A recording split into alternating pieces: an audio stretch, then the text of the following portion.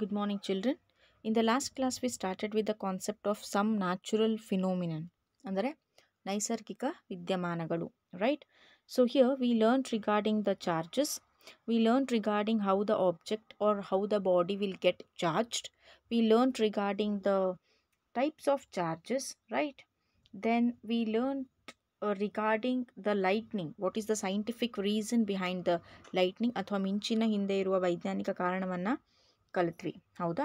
So in this class we are going to learn charges acquired by different object. Means if one object has to be charged, how it will be charged by the other object. ಈಗ ಒಂದು ವಸ್ತುವನ್ನು ನಾವು charge ಮಾಡಬೇಕಾದ್ರೆ ಬೇರೆ ವಸ್ತುವಿನಿಂದ ಅದನ್ನು ಹೇಗೆ charge ಮಾಡಬಹುದು ಅಂತ ಇವತ್ತು ನೋಡೋಣ, right. A glass rod rubbed with silk gets positively charged. As you can see here, a glass rod rubbed with silk means ರೇಷ್ಮೆ ಬಟ್ಟೆಯಿಂದ ರಬ್ ಮಾಡಿದ glass rod gets positively charged. It will get positively charged. Then a plastic rod rubbed with fur ಅಂತಂದ್ರೆ ಏನು, ಉಣ್ಣೆ ಬಟ್ಟೆ ಹೌದಾ, ಅಥವಾ ಯಾವುದೇ ಆ್ಯನಿಮಲ್ನ ಕೂದಲಿನಿಂದ ಮಾಡಿರುವಂತಹ ಬಟ್ಟೆ ಹೌದಾ.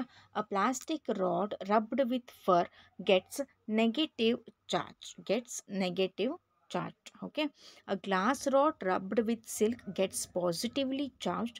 A plastic rod rubbed with fur gets negatively charged. So why this occurs? Glass ರಾಡಿಂದ ರಬ್ ಮಾಡಿದಾಗ ಪಾಸಿಟಿವ್ ಚಾರ್ಜ್ ಆಗುತ್ತೆ. ಗ್ಲಾಸ್ ರಾಡ್ನ ಸಿಲ್ಕ್ಲೆ ರಬ್ ಮಾಡಿದಾಗ, ಪ್ಲಾಸ್ಟಿಕ್ ರಾಡ್ನ ಫರ್ಲೆ ರಬ್ ಮಾಡಿದಾಗ ಏನಾಗುತ್ತೆ, ನೆಗೆಟಿವ್ ಚಾರ್ಜ್ ಆಗುತ್ತೆ. So how it confirms that it should come positive only, it should come negative only. Negative charge ಹೇಗೆ ಡೆವಲಪ್ ಆಯಿತು, ಪಾಸಿಟಿವ್ ಚಾರ್ಜ್ ಹೇಗೆ ಡೆವಲಪ್ ಆಯಿತು ಅನ್ನೋದನ್ನು ಇವತ್ತು ನಾವು ಕಲಿತೀವಿ ಹೌದಾ. So there is one list of frictional order, ಅಂದರೆ ಘರ್ಷಣೆ ಅಂತ ಏನು ಹೇಳ್ತೀವಿ, friction. It is a type of a force. Frictional order ಇದೆ ಆಬ್ಜೆಕ್ಟ್ಸ್ ಅದು ಹೌದಾ. So here we have wool, ಉಣ್ಣೆ, flannel, fur, sealing wax, then glass, paper, silk, hand, rubber, amber, ebonite and plastic. So here these materials are arranged in a certain manner. How these materials are arranged? When any of these materials, ಈ ವಸ್ತುವಿನಲ್ಲಿ ಯಾವುದಾದ್ರೂ ಒಂದು ವಸ್ತುವನ್ನು ಬೇರೆ ವಸ್ತುವಿಗೆ rub ಮಾಡಿದಾಗ, the one in the higher order, ಮೇಲ್ಗಡೆ ಇರುವಂತಹ, gets positive charge and the one in the lower order gets negative charge ಹೌದಾ. For example we will see now a glass rod rubbed with silk. So how many objects we have here? A glass rod, then we have silk. Okay, so just see the list over here. So the glass is in the first position, means a glass rod is made up of glass, so glass is in the first position. Then silk will come later. So glass is upper or above the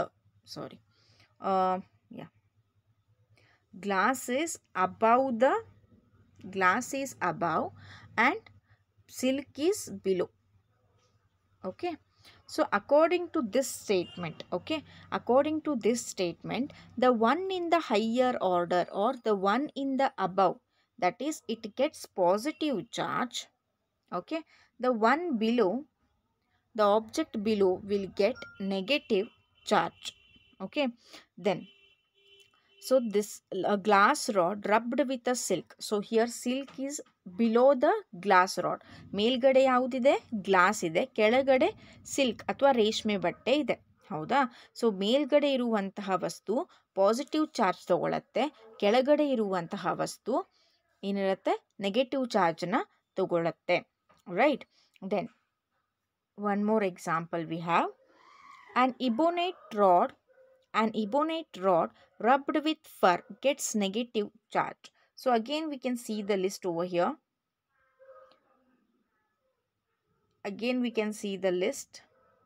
Right. So when you see the list, ebonite is one kind of a material. So this is first, ebonite rod with fur is here. Okay, so here fur is above, that is first, and ebonite is below, that is second. So as it is below, ebonite will get negative charge. Okay, negative charge, and as fur is below, fur will get positive charge. Okay, so here according to this frictional order, we have to remember this frictional order. Okay, in the next class, that is in 9th standard, we will learn why these will get positive only, why these will get negative only. So it is based on the atomic particles, which we will call it as electron, proton and neutron. So it is basically based on the particle called as electron, e raised to minus. So that is electron, which we will learn in our 9th standard. So till now you just remember the things which are upper, which are ಮೇಲ್ಗಡೆ ಇರುವ things, ಕೆಳಗಡೆ ಇರುವ things. So ಯಾವುದನ್ನು rub ಮಾಡಿದಾಗ ಮೇಲ್ಗಡೆ ಯಾವುದಿರುತ್ತೋ ಅದು positive ಚಾರ್ಜನ್ನು ತಗೊಳುತ್ತೆ, ಕೆಳಗಡೆ ಯಾವುದಿರುತ್ತೋ ಲಿಸ್ಟ್ ಪ್ರಕಾರ ಅದು ನೆಗೆಟಿವ್ ಚಾರ್ಜನ್ನು ತಗೊಳುತ್ತೆ. So this is regarding the frictional order ಅಥವಾ ಘರ್ಷಣೆಯ ಒಂದು ಲಿಸ್ಟ್. ಹೌದಾ? Next 1 minute.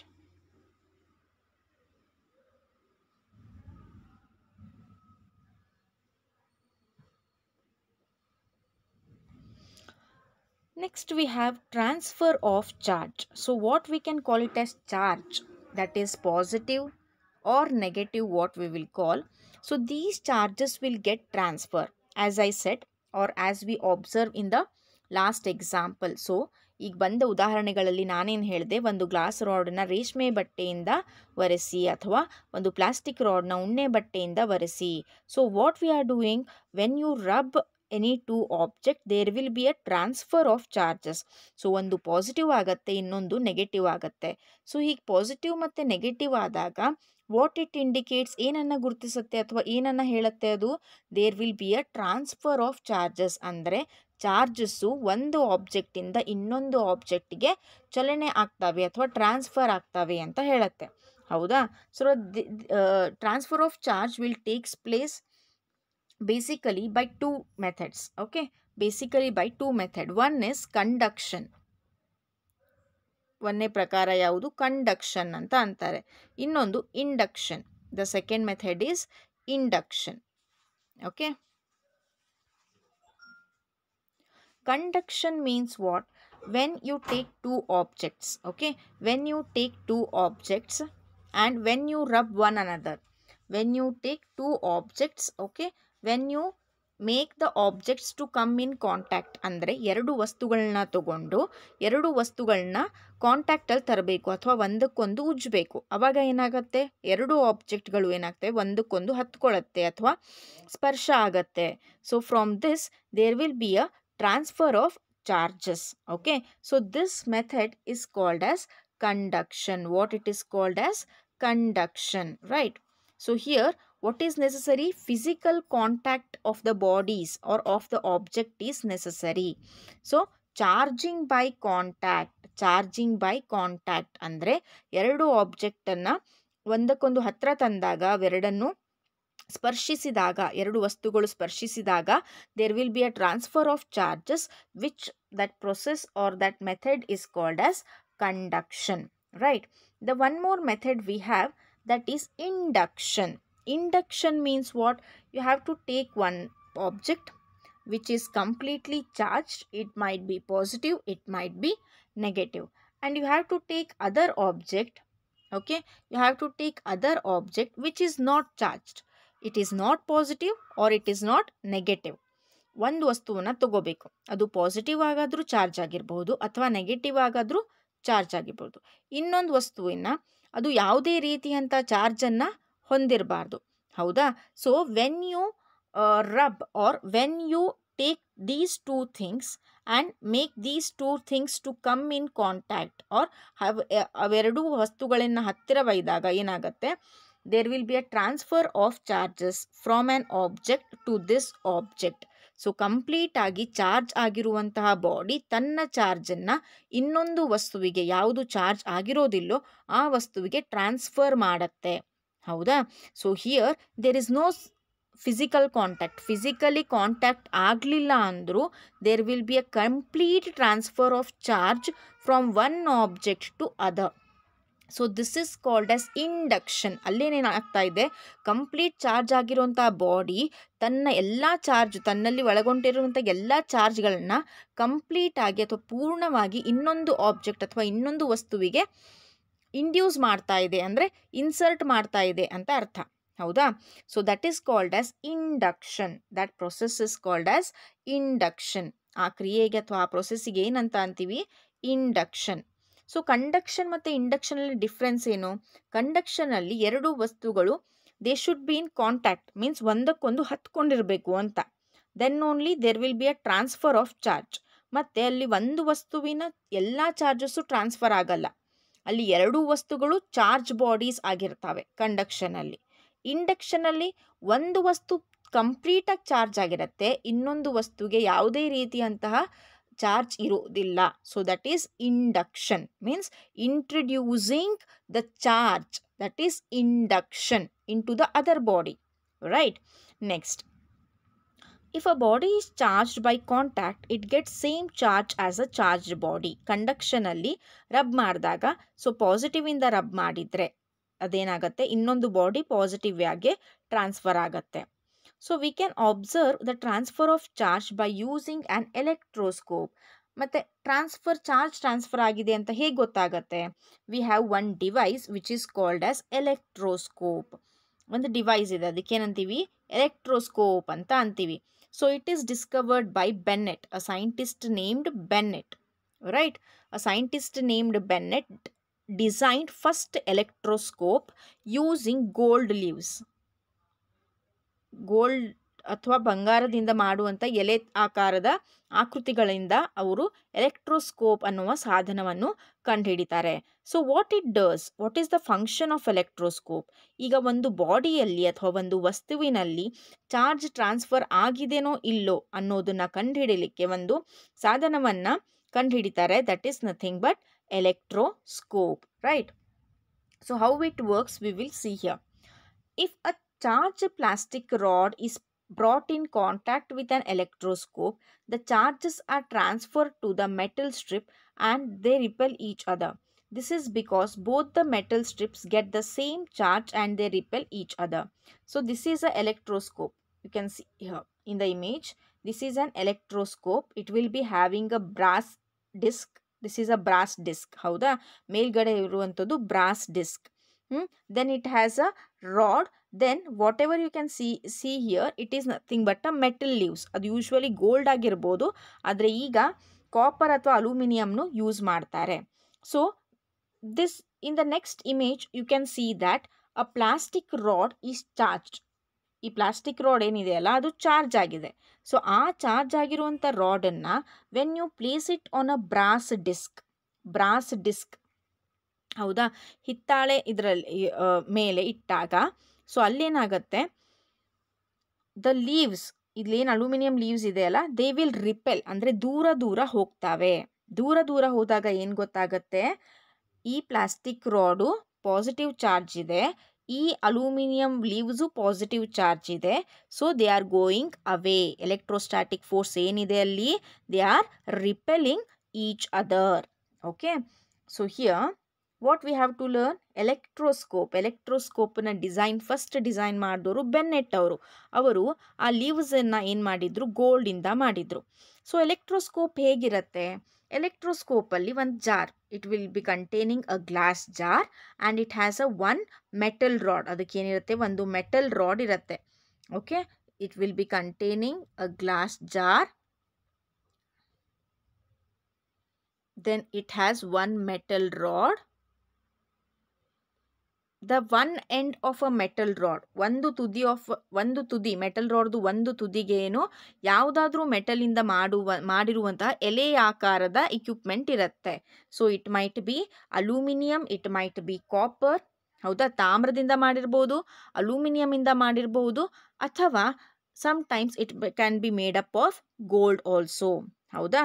Then the upper end, ಇನ್ನೊಂದು ತುದಿಗೆ the upper end will be made up of brass disc. Upper end ಇದರಿಂದ ಮಾಡಲ್ಪಟ್ಟಿರುತ್ತೆ ಬ್ರಾಸ್ ಡಿಸ್ಕ್ ಅಥವಾ ಹಿತ್ತಾಳೆ ಆಕಾರದ ಒಂದು ಸುತ್ತಿಗೆ ಅಥವಾ ಸುತ್ತಾಕಾರದ ಒಂದು ತಂತಿ ಥರ ಅದನ್ನು ಸಿಗಿಸಿರ್ತಾರೆ. ಹೌದಾ? ಸೊ ಆ ಚಾರ್ಜ್ ಬಾಡಿನ when you take, it might be plastic rod, it might be glass rod. ನೀವು ಯಾವ ವಸ್ತುವಿನಲ್ಲಿ ಚಾರ್ಜ್ ಇದೆ ಅಂತ ಕನ್ಫರ್ಮ್ ಮಾಡ್ಕೋಬೇಕೋ ಆ ವಸ್ತುವನ್ನು ನೀವೇನು ಮಾಡಬೇಕು, ಅದನ್ನು ಬ್ರಾಸ್ ಡಿಸ್ಕಿಗೆ ಏನು ಮಾಡಬೇಕು, ಹಿಡಿಬೇಕು ಅಥವಾ ಅಟ್ಯಾಚ್ ಮಾಡಬೇಕು. Then you have to observe the leaves. ಅದಾದಮೇಲೆ ಏನು ಅಬ್ಸರ್ವ್ ಮಾಡಬೇಕು, ಲೀವ್ಸನ್ನು ಅಬ್ಸರ್ವ್ ಮಾಡಬೇಕು. So there will be a 2 leaves. ಇದು ರಾಡ್ ಅಂದರೆ ಹೀಗೆ 2 ಲೀವ್ಸ್ ಅಥವಾ ಎಲೆ ಆಕಾರದ 2 ಮೆಟಲಿಂದ ಮಾಡಲ್ಪಟ್ಟಿರುವ ಎಲೆ ಆಕಾರದ ಆಕೃತಿ ಅಥವಾ ಮಟೀರಿಯಲ್ಸ್ ಇರುತ್ತೆ. So if the leaves move ಅವೇ, ಅವೆರಡು ಲೀವ್ಸು ತುಂಬ ದೂರ ಸರಿತಾ ಹೋದರೆ then you can see that it is also positive charge, it is also positive charge. ಹೌದಾ?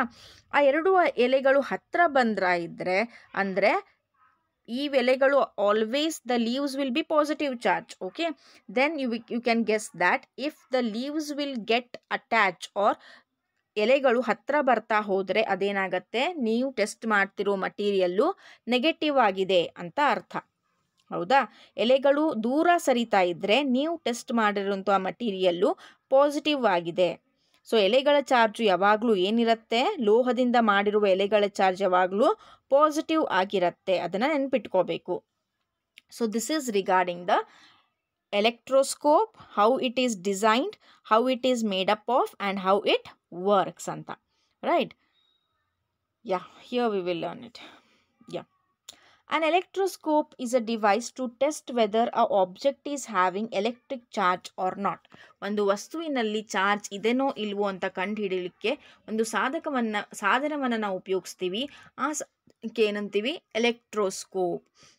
A simple electroscope can be made by using an empty bottle. ಒಂದು ಬಾಟಲ್ನ ತಗೋಬೋದು, glass bottle, a piece of cardboard, a paper clip and 2 small strips of aluminum foil. Aluminium ಫಾಯಿಲಿಂದ aluminium ತಂತಿ ಆಕಾರದಿಂದ ತಗೋಬೋದು. Pass one end of paper clip through the cardboard and hang 2 aluminum strip from the other hand. So here you can see in this diagram, you can take one jar, then take a clip. Okay, take a clip and pass the aluminum foils like this. ಈ ಥರದ clip ತಗೋಬೇಕು, aluminium ಫಾಯಿಲ್ಸ್ನ ಹೀಗೆ attach ಮಾಡಬೇಕು. ಹೌದಾ? Pass one end of the paper clip through the, paper clip ಅಂದರೆ ಈ ಥರ ಪೇಪರ್ನ ನಾವು ಅಟ್ಯಾಚ್ ಮಾಡೋಕ್ಕೆ ಸ್ಟೆಪ್ಲರ್ಗಿಂತ ಮುಂಚೆ ನಾವು ಯೂಸ್ ಮಾಡ್ತೀವಲ್ಲ, ಸ್ಟೆಪ್ಲರ್ ಯೂಸ್ ಮಾಡಲ್ಲ, ಈ ಥರ ಯೂಸ್ ಮಾಡ್ತೀವಲ್ಲ, this is called paper clip. ಹೌದಾ?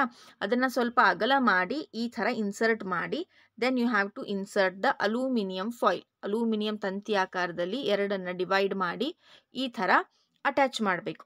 ಹ್ಯಾಂಗ್ 2 aluminum strips from the other end. If a charged body is touched to the end of the paper clip, ಈ ಎಂಡಿಗೆ ಯಾವುದಾದ್ರೂ ಚಾರ್ಜ್ ಬಾಡಿ, ಈ ತುದಿಯಲ್ಲಿದೆ ಅಲ್ಲ, ಈ ತುದಿ ಮೇಲ್ಗಡೆ ತುದಿಗೆ ಯಾವುದಾದ್ರೂ ಚಾರ್ಜ್ ಬಾಡಿ ಟಚ್ ಆದರೆ the aluminium strips repel each other. Aluminium strips ಏನಾಗ್ತವೆ, ರಿಪೆಲ್ ಆಗ್ತವೆ ಅಥವಾ ದೂರ ಸರಿತವೆ.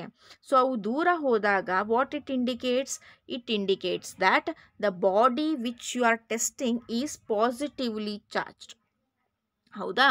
If the aluminium leaves or aluminium foils come near to each other, ಇವೆರಡು ಅಲ್ಯೂಮಿನಿಯಂ ಫಾಯಿಲು ಹತ್ರ ಬಂದಾಗ ಅದೇನಾಗತ್ತೆ, that body you are testing, ನೀವು ಯಾವ ವಸ್ತುವನ್ನು ಚೆಕ್ ಮಾಡ್ತಾ ಇದ್ದೀರೋ ಅದು ನೆಗೆಟಿವ್ ಚಾರ್ಜ್ ಇದೆ ಅಂತ ಗೊತ್ತಾಗತ್ತೆ.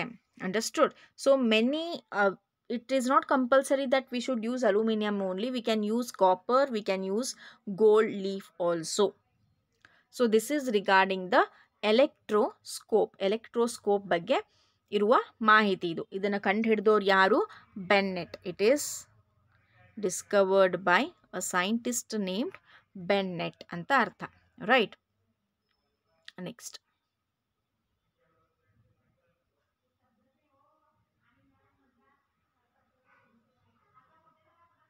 yeah. So what happens, every body is charged.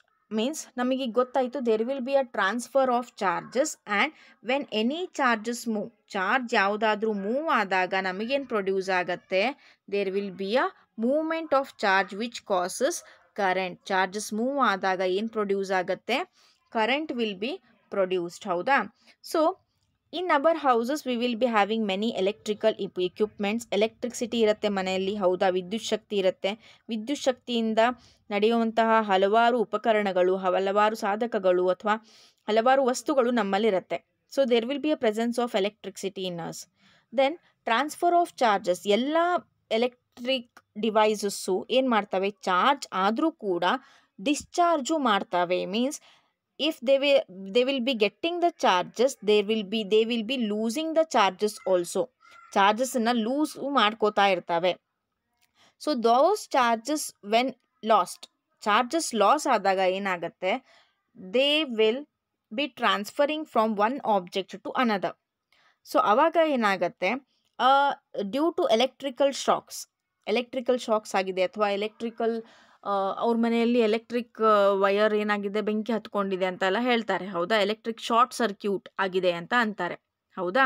So what is that, there will be a transfer of charges, abundant charges. ಏನಾಗುತ್ತೆ, ಒಂದೇ ಸಮಯಕ್ಕೆ ತುಂಬ ಚಾರ್ಜಸ್ಸು, ಒಂದೇ ಸಮಯಕ್ಕೆ ತುಂಬ ಸಾಧಕಗಳು ಅಥವಾ ಅಪ್ಲಯನ್ಸಸ್ಸು ತಮ್ಮ ಚಾರ್ಜ್ಗಳನ್ನ ಕಳ್ಕೊಂಡು ಎಲೆಕ್ಟ್ರಿಕಲ್ ವಯರ್ಸ್ ಮೇಲೆ ಪ್ರೆಷರೈಸ್ ಮಾಡುತ್ತೆ, which leads to a electrical shock. So that time a person might also get the electrical shock who touches the electrical equipment. ಹೌದಾ? ಸೊ ಏನಾಗುತ್ತೆ, live wire, it will be a live wire, then electrical equipment, electrical ಸಾಧಕ, then ಸಾಧನ. Then what happens, if earthing is done, earthing ಅಂತ ಮಾಡಿಸ್ತಾರೆ ಮನೆಯಲ್ಲಿ. So there what happens, all the wires of your appliances will be connected to a main wire, which that main wire will be connected or will be dug inside the earth, so that whenever discharge happens or whenever any body loses the charges. So ಏನಾಗುತ್ತೆ, ಎಲ್ಲ appliances, ನಿಮ್ಮ ಮನೆಯಲ್ಲಿರುವ ಎಲ್ಲ switch ಬೋರ್ಡ್ಸ್ಗಳನ್ನ ವಯರನ್ನು ಒಂದು main ವಯರ್ಗೆ connect ಮಾಡಿ ಆ main ವಯರನ್ನು ಭೂಮಿಯೊಳಗಡೆ ಹಾಕಿರ್ತಾರೆ. So that is called as earthing. ಇದಕ್ಕೇನಂತಾರೆ, ಅರ್ಥಿಂಗ್ ಅಂತ ಅಂತಾರೆ. ಸೊ ಯಾವುದಾದ್ರೂ ಅಪ್ಲಯನ್ಸ್, ಯಾವುದಾದ್ರೂ ಮನೆಯಲ್ಲಿರುವಂತಹ ಎಲೆಕ್ಟ್ರಿಕಲ್ ಉಪಕರಣ ಚಾರ್ಜನ್ನು ಲೂಸ್ ಮಾಡಿದಾಗ, ತುಂಬ ಚಾರ್ಜನ್ನು ಒಟ್ಟಿಗೆ ಲೂಸ್ ಮಾಡಿದಾಗ ಅಥವಾ ಡಿಸ್ಚಾರ್ಜ್ ಆದಾಗ ಅವು ಚಾರ್ಜಸ್ ಹೋಗಿ ಆ ಮೇನ್ ವಯರಿಂದ ಭೂಮಿಗೆ ಹೋಗುತ್ತೆ. ಸೊ ಭೂಮಿಗೆ ಹೋದಾಗ there will be a no chance of getting electrical shock by a person or any short circuit ಆಗುವಂತಹ ಅಥವಾ ಎಲೆಕ್ಟ್ರಿಕಲ್ ಶಾಕ್ ಹೊಡೆಯುವಂತಹ ದುರಂತಗಳು ಕಡಿಮೆ ಆಗ್ತವೆ. So it is very necessary for every house to maintain or to be ready with the earthing ಎಲ್ಲ ಮನೆಗಳಲ್ಲೂ ಇರಬೇಕು. Because it reduces the short circuit ಅಥವಾ ಎಲೆಕ್ಟ್ರಿಕಲ್ ಶಾಕ್ಸ್ನ ಆಗೋದನ್ನು ನಿಯಂತ್ರಿಸುತ್ತೆ ಅಂತ ಅರ್ಥ.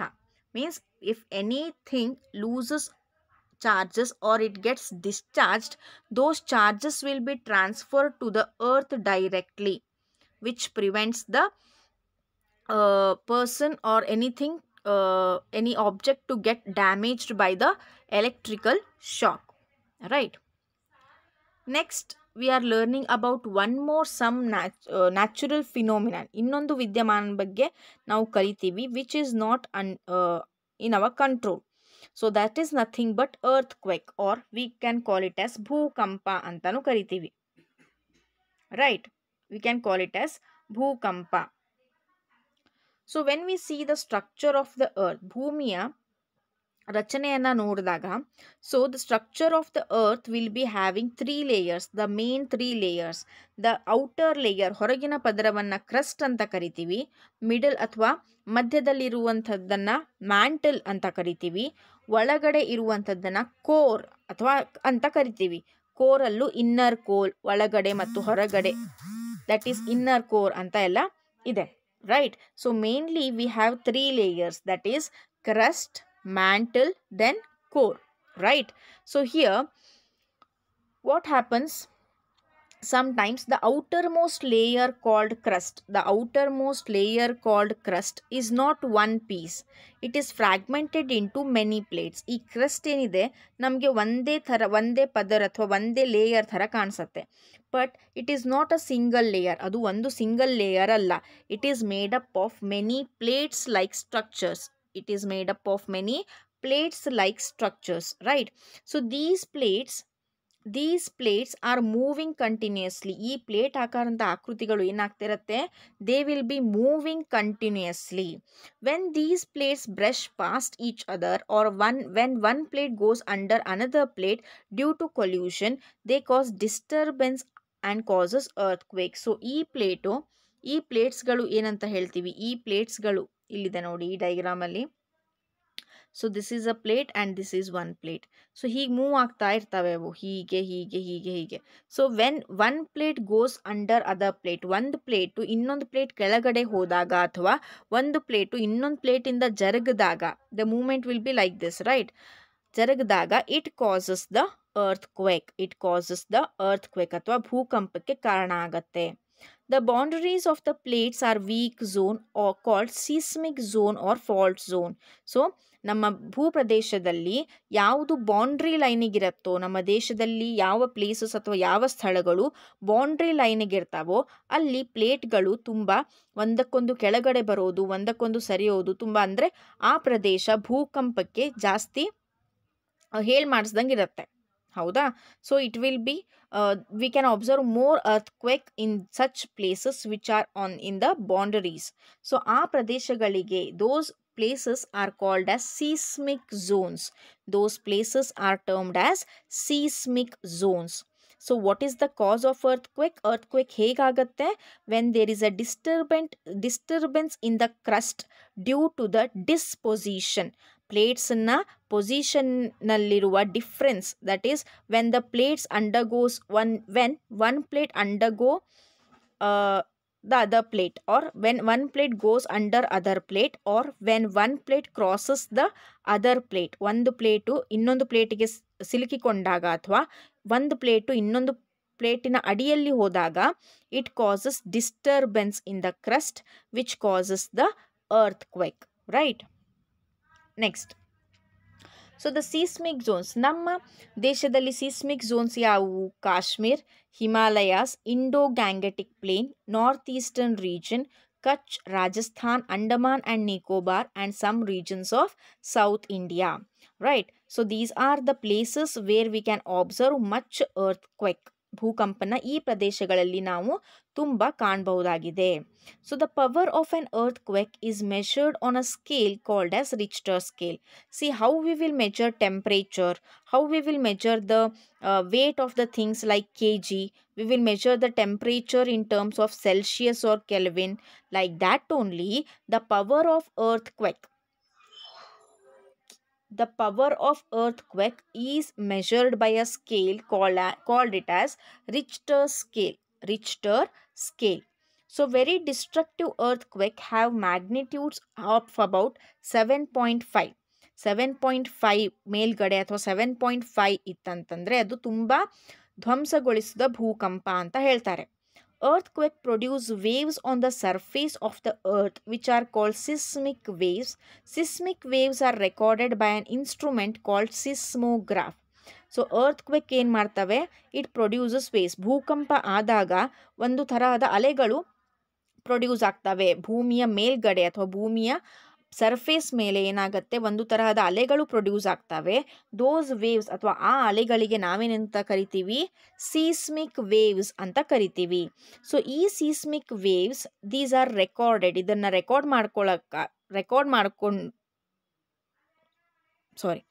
ಇದನ್ನು ರೆಕಾರ್ಡ್ ಮಾಡ್ಕೊಳ್ಳಿಕ್ಕೆ ನಾವು ಒಂದು ಸಾಧನವನ್ನು ಉಪಯೋಗಿಸ್ತೀವಿ, that is called as seismograph. So by seeing the seismograph we can say how destructive the earthquake is. ಸೀಸ್ಮೋಗ್ರಾಫನ್ನು ನೋಡಿದು ಅಥವಾ ಅದನ್ನು ಸ್ಟಡಿ ಮಾಡಿದ ಮೇಲೆ scientist can predict that earthquake ಎಷ್ಟು ಪ್ರಮಾಣದಲ್ಲಿ ಅರ್ಥ್ಕ್ವೇಕ್ ಅಥವಾ ಭೂಕಂಪ ಆಗಿದೆ ಅಂತ ಹೇಳ್ತಾರೆ. So here you can see the problem caused by the destruction caused by the earthquake, right?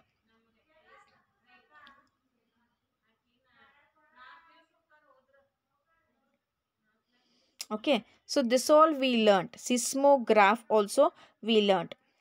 Seismograph is nothing but it is a device which predicts or which confirms or which gives the detail regarding the amount or percentage of earthquake. What is the power of earthquake, right? So what all we learnt in this chapter? We learnt regarding the destruction caused by the lightning, destruction caused by the earthquake, the scientific reason behind the earthquake and the lightning, transfer of charges, importance of earthing, and the suitable measures we have to take during lightning. Suitable measures we have to take during earthquake is you should not go to the stairs, you should be down, and whenever you feel the something is shaking, what you have to do, you have to sit like a duck, so that you can prevent or you can save your life from a earthquake. Okay, then how can we prevent lightning? So in the tall buildings, ಉದ್ದವಾದ buildings ಅಲ್ಲಿ lightning ಅಥವಾ ಮಿಂಚಿನ ಪ್ರಭಾವ ಜಾಸ್ತಿ ಇರುತ್ತೆ. Because the air gap between ತುಂಬ ಎತ್ತರವಾದಂತಹ building ಮತ್ತು ಆಕಾಶದ ನಡುವೆ ಏರ್ ಗ್ಯಾಪ್ ತುಂಬ ಕಡಿಮೆ ಇರುತ್ತೆ. ಸೊ ಮಿಂಚು ಬೇಗ ಅಂತ ಎತ್ತರವಾದಂತಹ ಬಿಲ್ಡಿಂಗನ್ನು ಅಟ್ಯಾಕ್ ಮಾಡ್ಬೋದು. ಸೊ ಎತ್ತರವಾದಂತಹ ಬಿಲ್ಡಿಂಗಲ್ಲಿ they will place the tall buildings they will place a lightning rod ಅನ್ನೋನ್ನ ಪ್ಲೇಸ್ ಮಾಡ್ತಾರೆ. ಆ ಲೈಟ್ನಿಂಗ್ ರಾಡ್ನ it will be made up of a metal. Usually copper, ತಾಮ್ರದ ಒಂದು ರಾಡನ್ನು ಇಟ್ಟಿರ್ತಾರೆ. So whenever lightning strikes the building, so metal is a good conductor of electricity, right? So it catches or it takes the electrons or electricity from the lightning, and that will be attached to a earth. That copper rod, inside it will be having the other end of the copper rod will be attached to the ground, so that whatever the charges flow from the lightning will go deep inside the earth. So metal rod ಅಥವಾ ಲೋಹದಿಂದ ಮಾಡುವಂಥ ರಾಡಿಗೆ ಮಿಂಚು ಬಡಿದಾಗ ಮಿಂಚಲ್ಲಿ ಇರುವಂತಹ ಚಾರ್ಜಸ್ಸನ್ನು the other end of the copper rod, ಇನ್ನೊಂದು ಎಂಡ್ ಕಾಪರ್ ರಾಡದ್ದು ಭೂಮಿಗೆ ಬಿಟ್ಟಿರ್ತಾರೆ. ಸೊ ಎಲ್ಲ ಚಾರ್ಜಸ್ಸು ಅಥವಾ ಎಲ್ಲ ಎಲೆಕ್ಟ್ರಿಸಿಟಿ ಏನು ಪ್ರೊಡ್ಯೂಸ್ ಆಗಿರುತ್ತೋ ಅದು ಭೂಮಿಯೊಳಗಡೆ ಹೋಗುತ್ತೆ, which causes or saves the building from the destruction of the lightning, right? So this is regarding the topic of some natural phenomenon. Okay, here we completed the concept. Okay, stay safe, have a nice day.